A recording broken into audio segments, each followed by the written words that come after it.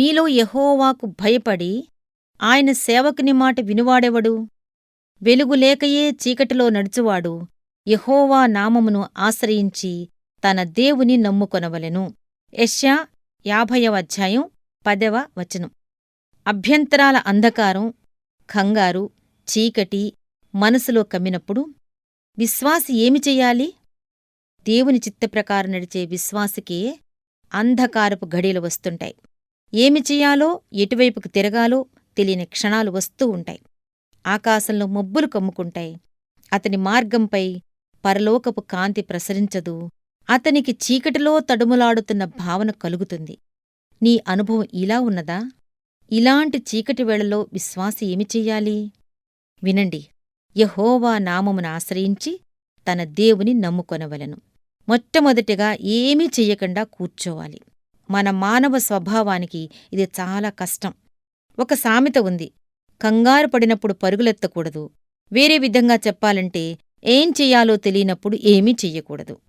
ఆత్మీయమైన మసక చీకటి కమ్మితే తెగించి ముందుకు దూకకూడదు.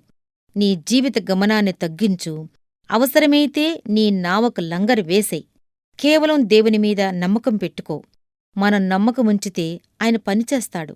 మన ఆందోళన ఆయన చేతుల్ని కట్టేస్తుంది.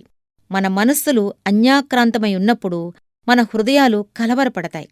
మనలను కమ్ముకునే చీకటి మనలను భయపెడితే తప్పించుకునే మార్గం కోసం అటూ ఇటూ వ్యర్థంగా పరుగులు పెడుతూ ఉంటే దేవుడు మనకేమీ సహాయం చెయ్యలేడు. దేవుని శాంతి మన మనసును చక్కబెట్టి మన హృదయానికి సేద తీరుస్తుంది. పసిపిల్లవాడిలాగా మన చేతిని ఆయన చేతిలో వెయ్యాలి. ఆయన మనలను తన ప్రేమ ప్రకాశంలోకి నడిపిస్తాడు. అడవుల్లోంచి బయటపడే మార్గం ఆయనకు తెలుసు. మనం ఆయన చేతుల్లో వెళదాం రండి.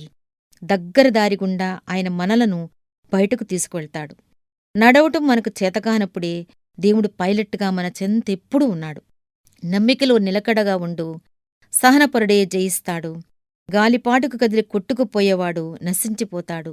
క్రీస్తును ధరించినవాడు నింగీ నేలా పడిపోయినా నిలిచే ఉంటాడు. ఆవేదన ఎంతో కాలం ఉండదు. మట్టి కలిసిన ఆశ మళ్లీ పల్లవిస్తుంది. తుఫాను నిమ్మళించాకే అరుణోదయం. శిలువ పదము పరలోకానికి బాట. రాజ్యం తండ్రిదే నమ్మండి, హృదయమా స్థిరంగా ఉండు.